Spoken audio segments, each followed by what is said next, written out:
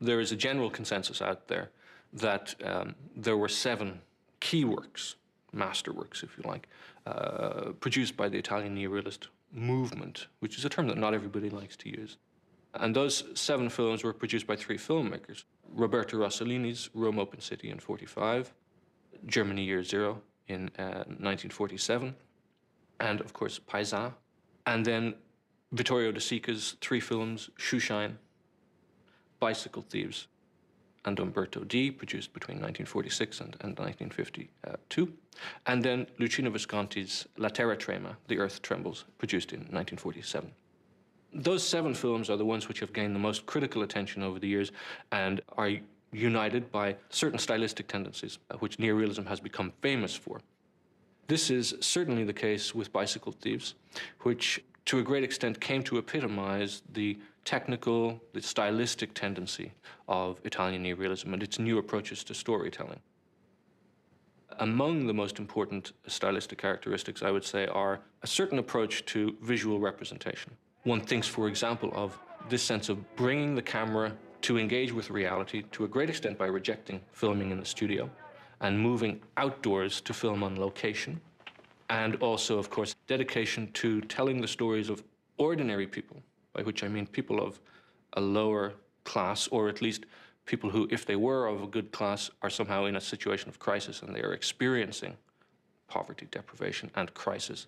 People who are living in conditions of oppression and of lack. In this devotion to the masses and this sense of the need for social reform, Italian neorealism was one of those movements in which people thought that the medium could really contribute to society. Qui ci vuole un grosso programma di opere pubbliche e in fondo anche oggi al comizio che cosa hanno detto? La stessa cosa. Da noi non ve potete aspettare miracoli. Life as it is, that was Zavattini's favorite term, but this should be the objective of filmmaking, the capturing of life as it is. Italy had a long tradition of filmmaking, of course, going back to the earliest days of the medium. In the silent era, it had been one of the most important film-producing nations. One has to look back to Mussolini and what the fascist government did in the 1920s, but more especially in the 1930s in terms of investing in cinema. He invested in Italian fascist film clubs among Italian youth and fascist youth to foster cinema going. He invested money in Cinecittà, the foremost film studios in Italy, and indeed one of the most advanced filmmaking facilities in the world when it was opened in 1937. So film was always an integral part of the Italian popular culture. Of course, while the agenda for all of this, for the fascists, was to, I think, generate a sense of a film culture which was compliant with fascism and which would serve fascist needs, it's one of the nice ironies that this was turned on its head for very, very different political purposes and very, very different artistic purposes after the war, which Mussolini did not anticipate at all. The question of when neorealism began is a very, very vexed one and continues to be hotly debated in Italy and abroad to this day. But in October 1941, Mario Alicata and Giuseppe De Santis, 2 of those who would become central to neorealism, had published an essay called Truth and Poetry in the influential journal Cinema, in which they argued for a return or a turn in Italian cinema towards verismo, as they called it, which was a sense of truth to life. And they made the argument on behalf of their generation, if you like, that Italian cinema under fascism, although they didn't directly criticize the regime, as you might imagine, had become moribund. That was their term. It had become bourgeois. It had become staid. And that what was needed was a turn to a new realism, a new engagement with society. And they took for inspiration the 19th century literature of Dickens, of Flaubert, and the plays of Chekhov and Ibsen. And they expressed admiration for the French poetic realists who'd been at the height of their powers in the 30s, that is Jean Renoir, René Clair, and others.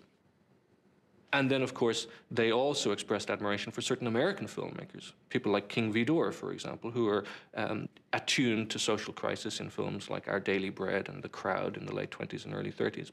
But also the achievements of populist directors in the United States, such as William Wyler, Frank Capra, and then the documentarists, for example, of Père Lawrence, The Plow That Broke the Plains, and others, based around the Depression.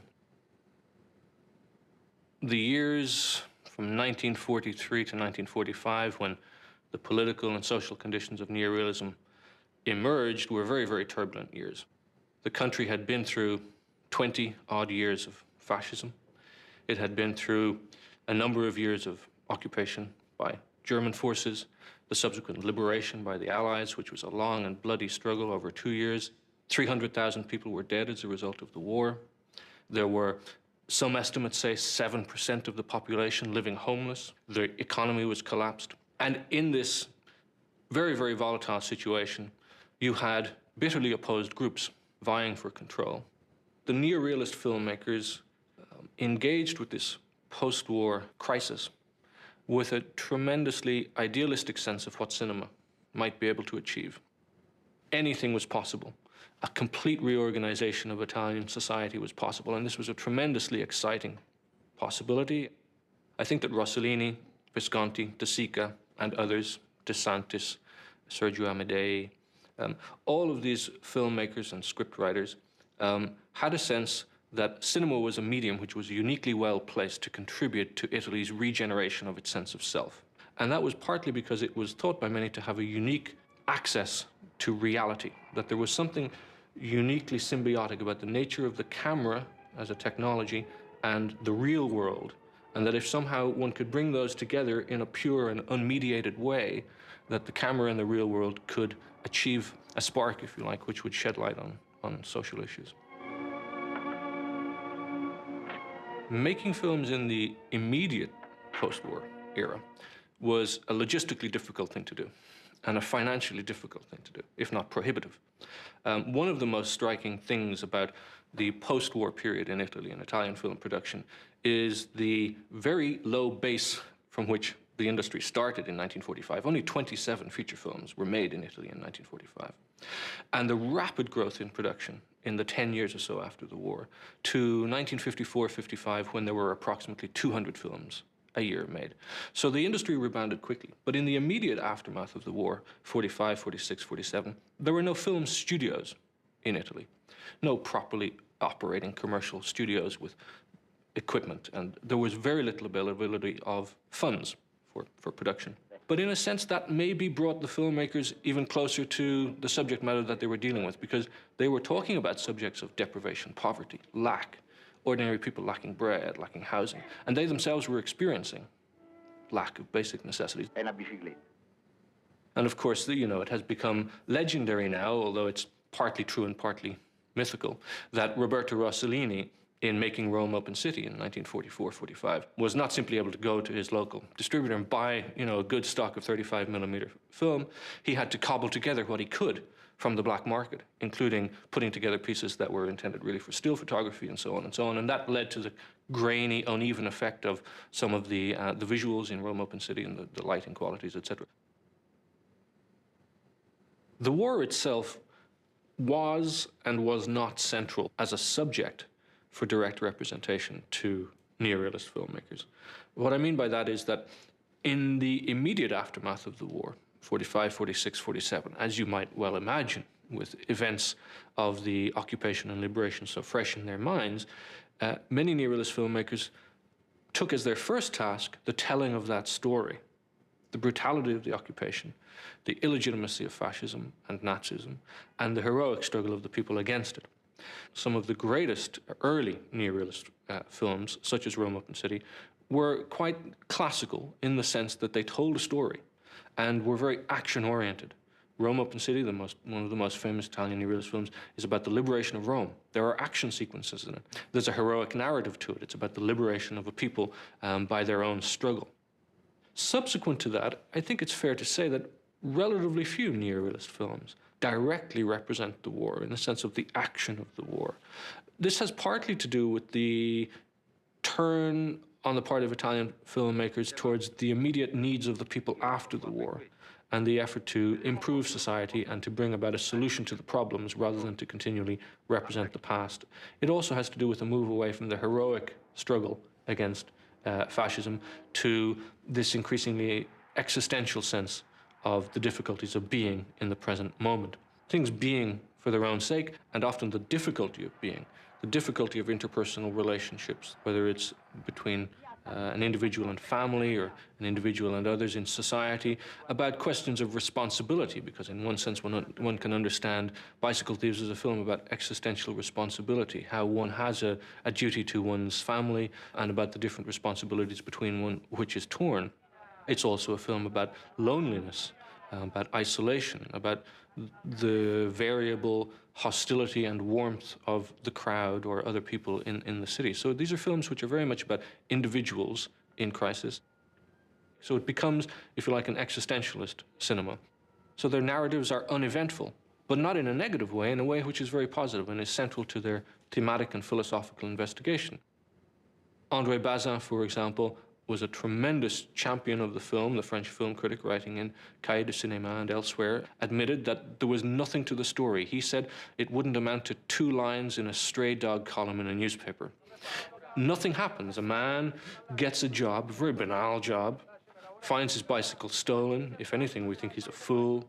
And then he spends the rest of his narrative traipsing around Italy on a completely fruitless journey in search of the most banal and humble object, and never really getting anywhere. This was typical, I think, of the sense in which the Neorealists took action out of their films to a great extent and focused on people in predicaments, and people often who were disempowered. And this is one of the key ways that one can think about the difference between neorealism, say, and Hollywood cinema, which of course was prevalent and everywhere in Italy, even when the neorealists were working. It was the constant subtext against which they were working, that Hollywood cinema prioritized what we call action-oriented protagonists, who were in charge of their own narratives, who were seeking goals, whether it was crossing the frontier and settling the West, or resolving a mystery in the case of a detective film noir, for example. But that kind of action orientation was simply not there in neorealism. And they pared things down to the bare minimum, to the bare essentials.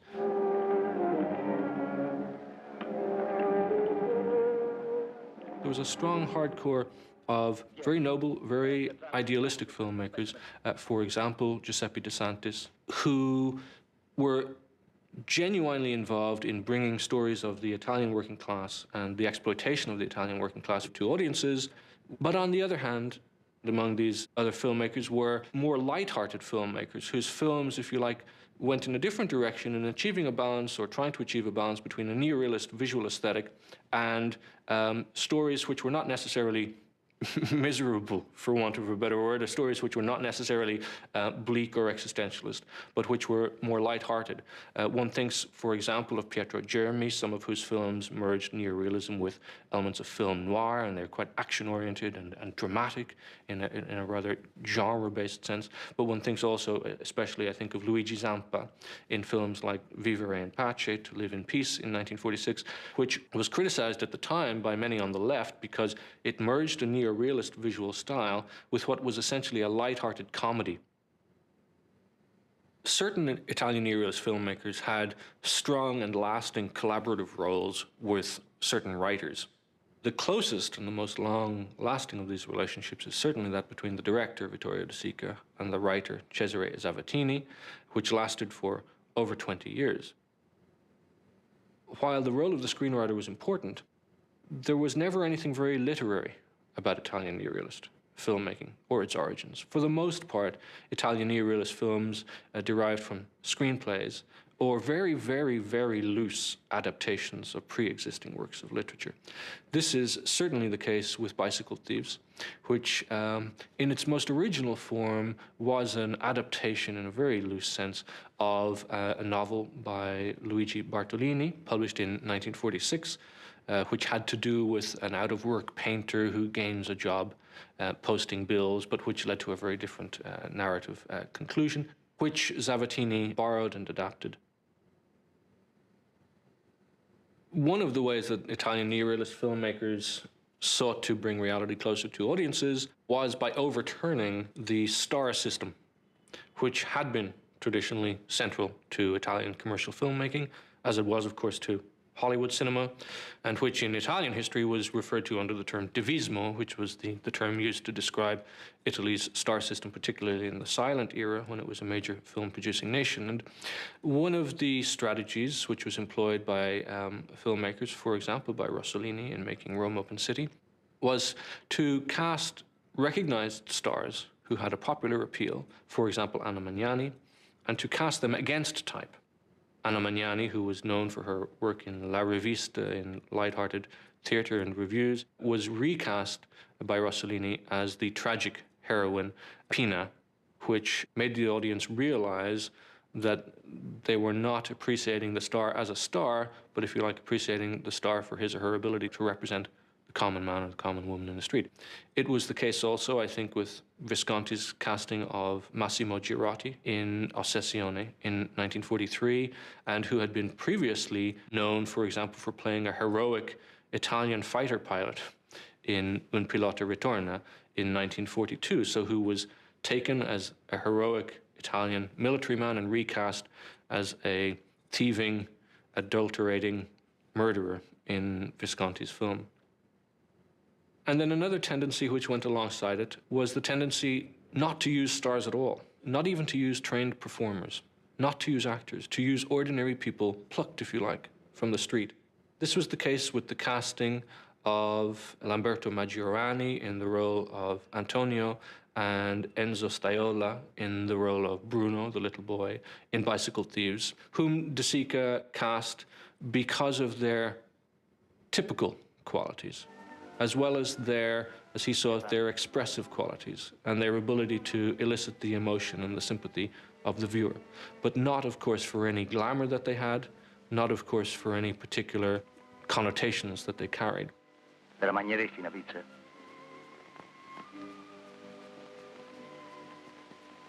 De Sica liked to talk about the untrained actor as a blank canvas, or as something that could be molded at will.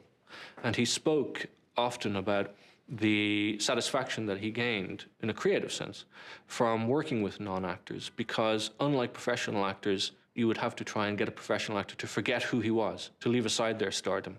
These non-actors came to him with a ready-made humility, if you like, and no pretension whatsoever. And that spoke directly to the subject matter and to the thematic meaning he was trying to achieve. It was a working against stardom and a working against glamour, which was central to the Neorealists' approach to performance. Per mangiare come quelli lì, poco poco, bisognerebbe guadagnare 1 milione al mese.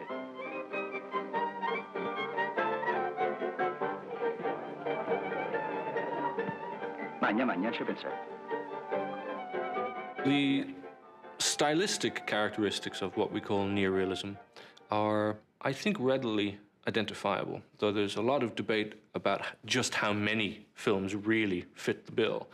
But certainly among the most important stylistic characteristics, I would say, are a certain approach to visual representation. The most appropriate subject for representation is the real world, often outside, outdoors, out of the studio, rather than any recreated world in studio, rather than any world of luxurious mise-en-scène, rich settings, rich decor, rich costumes, things which for the most part are left by the wayside by the Italian neorealists in a very deliberate way. The setting of the city is central to an understanding of Italian neorealist filmmaking. One of the things that the neorealist filmmakers were able to capitalize on was the sheer social energy and excitement and density of the Italian city, which was like no other. Italian cities, if you think about it, especially being so ancient, are tremendously complex spaces, full of piazzas, narrow laneways, monumental structures, crumbling walls. So they're very, very complex and rich environments, which of course makes them perfect for the camera because they're so full of visual interest. But not only are they of interest physically in terms of their architecture and their structure, but they're socially rich. So these were very lived-in spaces. So much life was lived outdoors in the Mediterranean climate. The interaction of families, of businessmen, of street traders and others on the streets. One thinks of, in Bicycle Thieves, the Porta Portese market, the very famous flea market. One thinks of the huge crowds swarming out towards the end of the film from the football stadium at the end of a game. The flow of life. And it's certainly the case that the neorealists, and none more so than De Sica, deliberately used ordinary, everyday locations which did not have any touristic meaning. They weren't recognizable from a picture postcard. One doesn't generally see the great architectural landmarks of Rome, be it the Colosseum or the great, heroic arches built by the Romans. There was a deliberate effort to use humble locations. And this is certainly linked, I think, and there's an important link to make between neorealist visual style and fascist visual style, in this sense that the fascist visual style of Mussolini and others had been all about championing Rome's great classical architecture, its statues of the various Caesars, that great ancient tradition. But that kind of iconography for the neorealists was entirely delegitimized because of its fascist associations. So there was a rejection of that kind of heroic mythology and landscape and a focusing on a much more banal but human setting. There were moments when the neorealists didn't simply take nature as they found it. Moments of Rome Open City are filmed in a makeshift studio that Rossellini established in central Rome in the Via degli Avignonesi, and indeed in Bicycle Thieves. One thinks of the famous scene in which Antonio and Bruno Ricci take refuge from a tremendous downpour when they're walking the streets of Rome. That scene is a scene which some of those who like to unpick the myths of neorealism often point to, because it's one scene in which De Sica didn't simply take nature as he found it, but actually enlisted the support of the Italian fire brigade and had firefighters come in and actually simply turn their hoses on the set and generate rain. And also, of course, hired a very large cast of extras to populate the streets and the piazzas. In fact, Bicycle Thieves was not a low-budget film. It was made on a budget of 100 million lire, which was a substantial amount of money in 1948, and it was made with a sizable crew, and in certain sequences involved the use of multiple cameras. In fact, in some sequences, the use of 6 cameras running simultaneously, which was, in neorealist terms, tremendously extravagant filmmaking. So it was both typical and atypical at the same time. The neorealist filmmakers, to a great extent, especially in the 5 years after the war, made a deliberate effort also to avoid contrivance as much as possible and artificiality in their images, partly by getting out of studios onto the street, but also partly by avoiding, for example, noticeably complex camera movements, crane shots, for example, or unnaturalistically long tracking shots, and tending as much as possible to allow the camera to fix on the object without great manipulation. Along with which the neorealists turned to available light and deliberately shooting, of course, very often for practical reasons by day more than by night, but loving and trying as much as possible not to tamper with available light around various authentic neighborhoods in Rome with which he was familiar.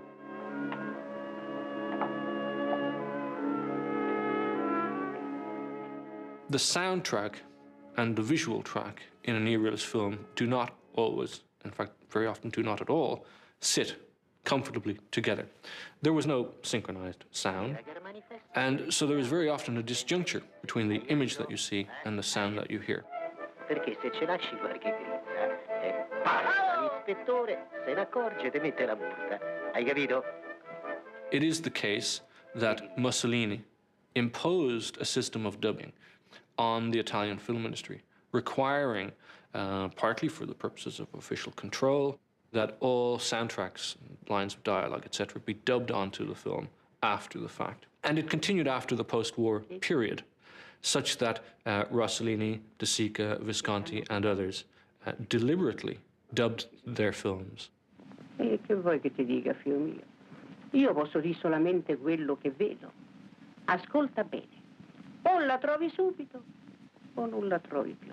And then there was also, of course, the tendency, and this was very deliberate, to avoid complex editing, by which I mean editing which was overt and noticeable to the viewer. And I think particularly here must have been the neorealists' knowledge of Soviet filmmaking of the 20s and 30s, the so-called montage school, in which editing had been central, and another left-wing tendency in filmmaking in which editing and jarring juxtaposition of images had been central to the aesthetic. The neorealists wanted to avoid editing as much as possible and to allow the camera to run, to allow the camera to capture reality without cutting, without, if you like, cramping its style. All'altro! Acchiapfatelo! All'altro! All'altro!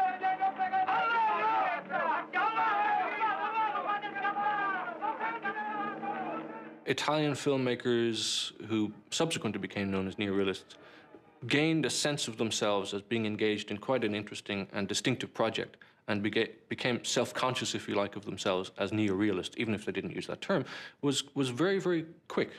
It happened quickly, I think.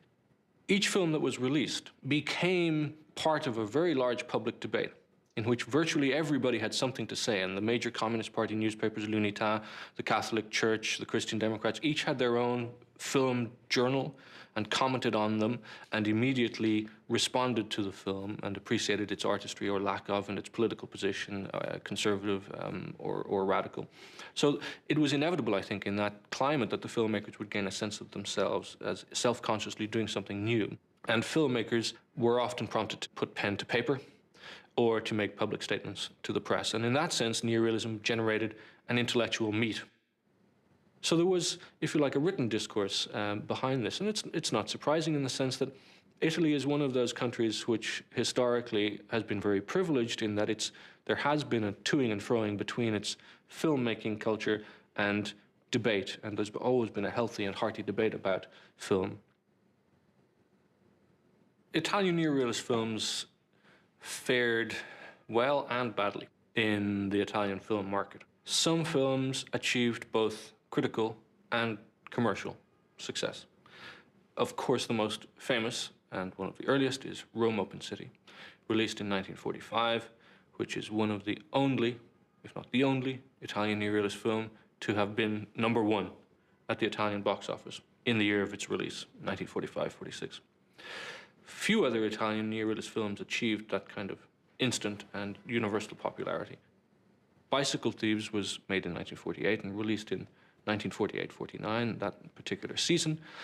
It was 11th most popular film of the year. It's important, of course, also to recognize that internationally they were widely acclaimed. And I think the two countries in which they gained the most recognition and which then in turn became decisive in building the legend of neorealism were firstly France and secondly the United States. And it was French critics such as André Bazin in Cahiers du Cinéma and French filmgoers which reacted and applauded the neorealist achievements. And then, of course, American critics. In the New York Times, one thinks of the rave review given to Rome Open City by Bosley Crowther in 1946 when the film was released. And then, of course, of the Academy Awards, as we call them now, Academy Awards for Best Foreign Film, which were achieved by Shoeshine and then by Bicycle Thieves in subsequent years. So the international recognition and the ability of neorealism to travel internationally is a distinctive feature of the movement. And one of the ways of explaining it, surely, I think, is that there was something distinctive about audiences in Italy and internationally after the war. The war was something which, for better or worse, everybody has experienced. The French, the Italians, the British, the Americans. It was a unifying experience, if you like, but of course in a very terrible way. But it explains the very distinctive ability, I think, of neorealism to shoot like lightning internationally from one country to another and to gain admiration in all contexts.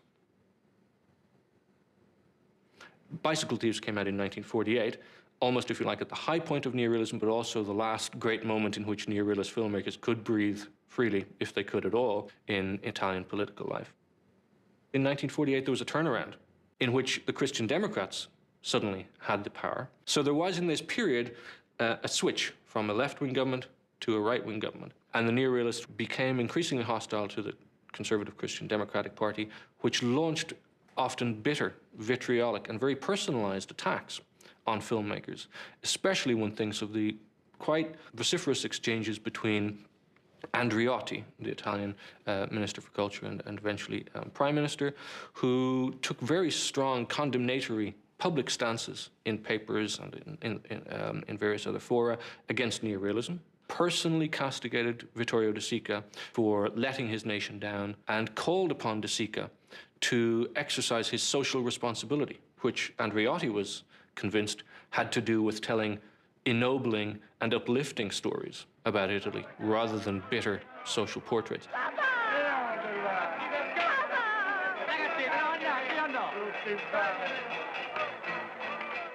As the time went on and as neorealism became more and more bitterly fought over, a law was passed which made it compulsory for all filmmakers seeking production funds from the government to submit their scripts in advance for government approval, which of course was a difficult thing to do if you wanted to make a contentious film of any kind.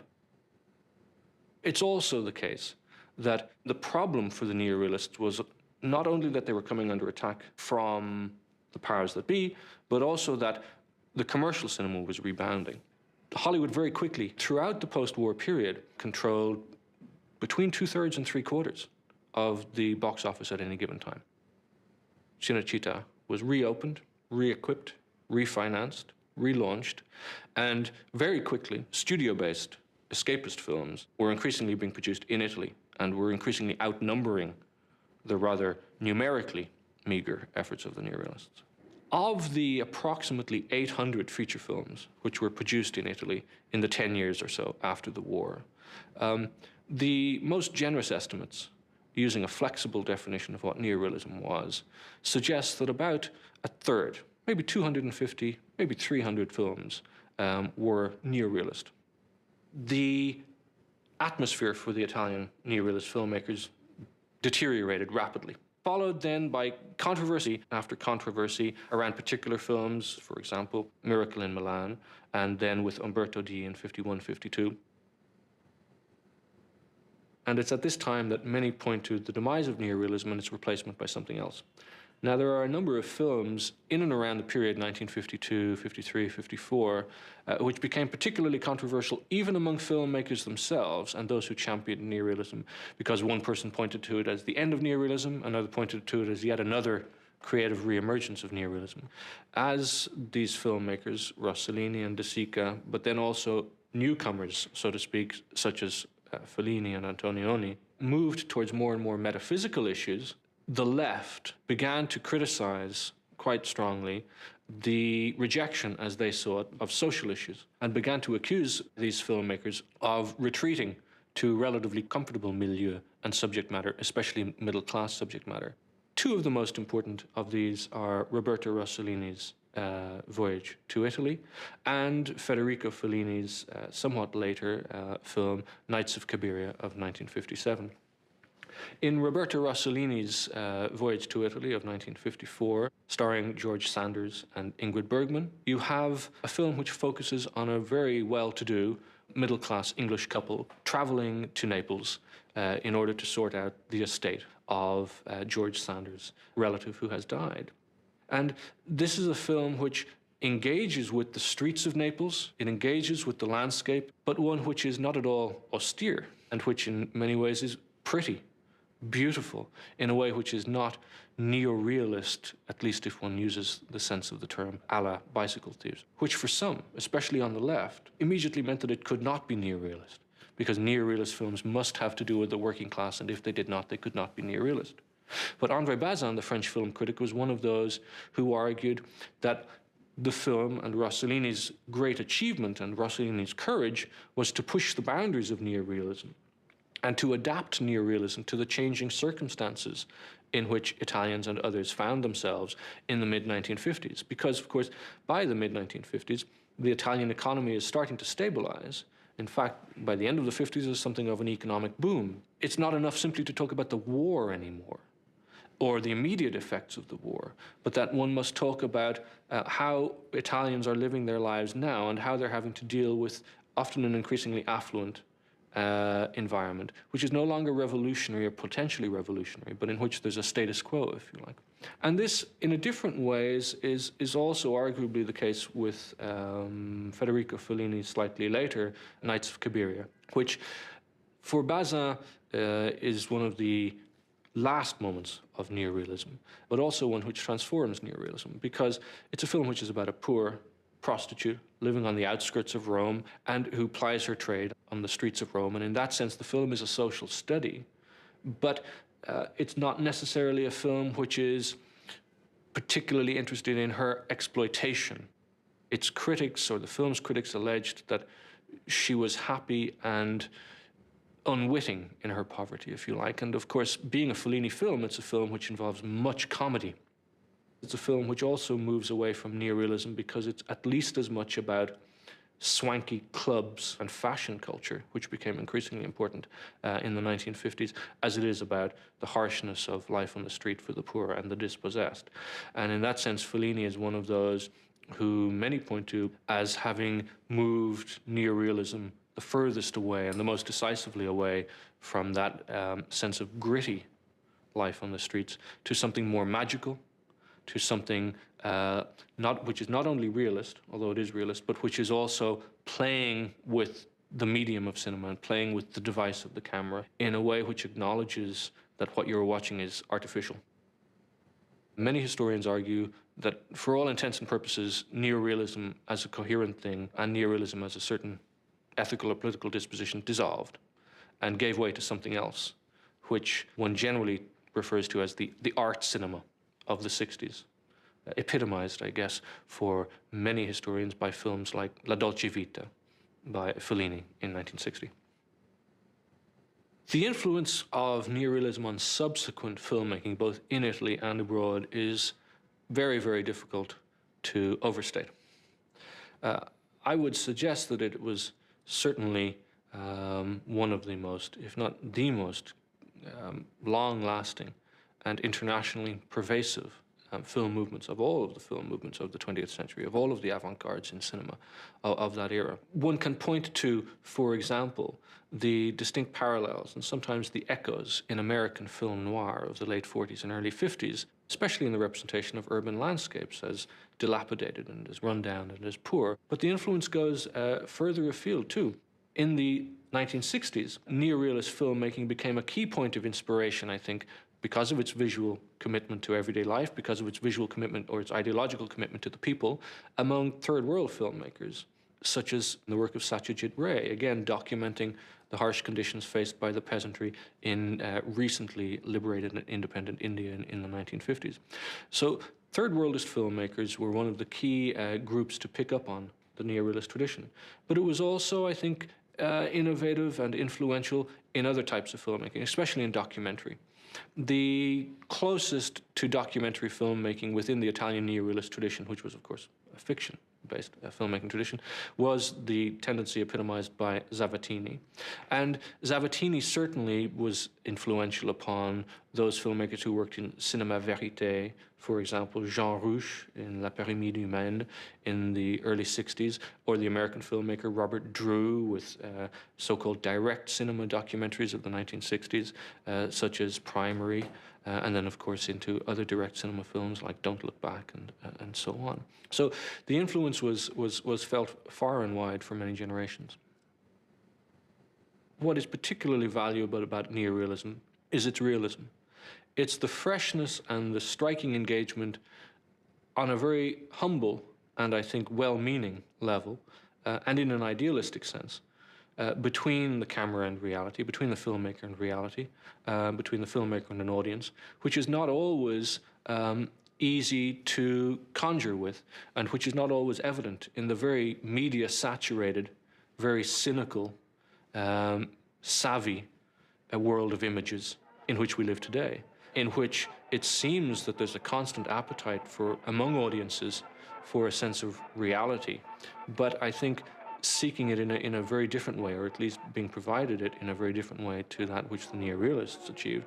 And I would argue that one of the constantly inspiring things about neorealist films is that one can always go back to them as a way of cutting through the morass of very often cynical and very often exploited media images, which everybody has to deal with today, because they cut straight to the issues and they cut straight to the image. And it's their sometimes naive, but very endearing directness and honesty, which is their constant redeeming feature.